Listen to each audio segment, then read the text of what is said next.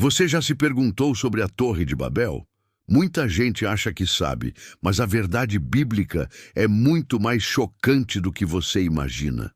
Esqueça tudo o que você ouviu por aí, porque hoje vamos desvendar os mistérios e a verdadeira razão por trás da maior obra de engenharia e arrogância da antiguidade.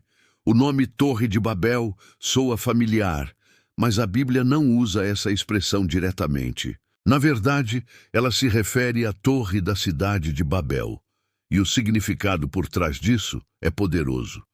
Babel, que significa portão de Deus, em acadiano, também se tornou sinônimo de confusão e juízo divino. E é exatamente isso que vamos explorar. Como um projeto ambicioso resultou na divisão do mundo, como o conhecemos, e na origem das diferentes línguas. Tudo começa após o dilúvio. Deus ordenou: espalhem-se e povoem a terra. Mas em vez de obedecer, eles decidiram se unir.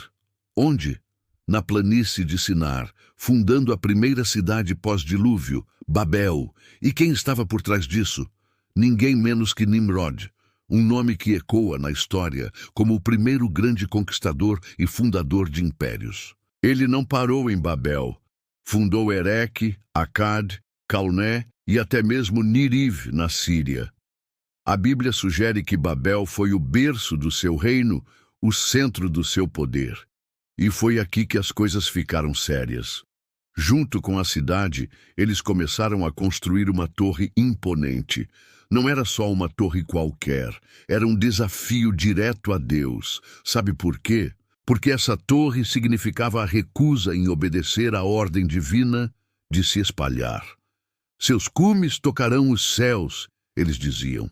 Isso mostra não só a soberba desmedida, mas também o impressionante avanço tecnológico que eles já tinham alcançado. Será que eles tinham medo de outra inundação? A imponência da torre e a união forçada da sociedade podem indicar isso. Se for o caso, não era só desobediência, era uma completa falta de confiança na promessa de Deus, que jurou nunca mais destruir a terra com um dilúvio. Mas como diabos eles construíram algo assim naquela época? Sem pedras, sem cimento como o nosso. A região usava tijolos de argila, secos ao sol ou cozidos em fornos. E para ligar tudo, betume, uma espécie de asfalto natural, era usado como argamassa, e as fundações eram de argila pisada.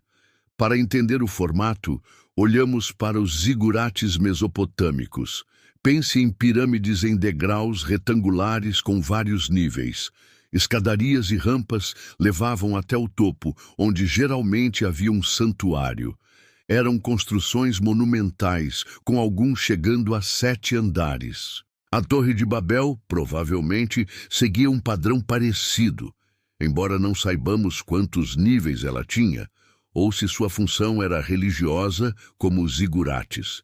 E o grande mistério: onde exatamente ela estava? A região de Babel é conhecida, mas o local exato da torre não. Existem algumas teorias fortes. Teoria 1, Templo de Nabu. Tradicionalmente, acredita-se que era o Templo de Nabu, a uns 16 quilômetros ao sul da Babilônia. Uma torre de 7 níveis, cujo nome pode ser uma variação de Torre de Nimrod. Teoria 2, Zigurate na Babilônia. Outra forte candidata é um zigurate famoso dentro da própria Babilônia, conhecido como a Casa da Fundação do Céu e da Terra. Essa construção, como uma pirâmide de degraus, teria uns 100 metros de altura. Era chamada de Torre da Babilônia, e acreditavam que seus deuses desciam lá para falar com eles.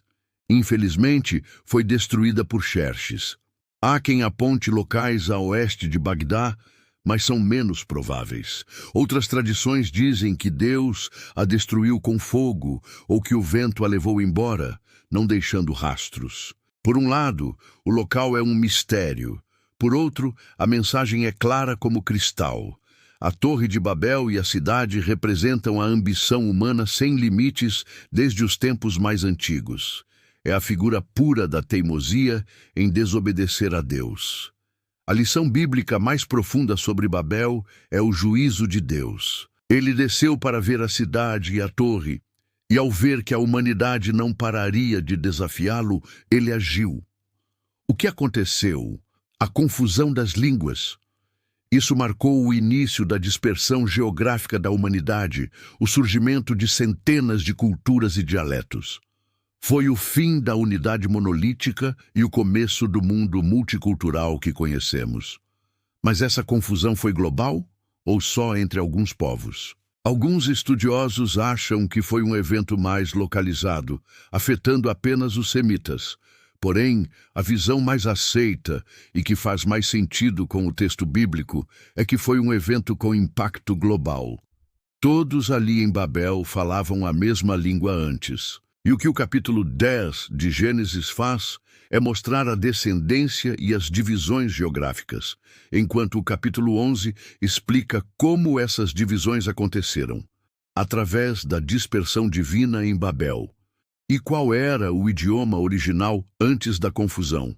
Outra pergunta sem resposta. Alguns arriscam o hebraico, mas não há base bíblica para isso. O próprio hebraico surgiu de outros dialetos. Então isso é tudo que a Bíblia nos revela sobre a Torre de Babel. E aí, o que você achou dessa história? Deixe seu comentário aqui embaixo.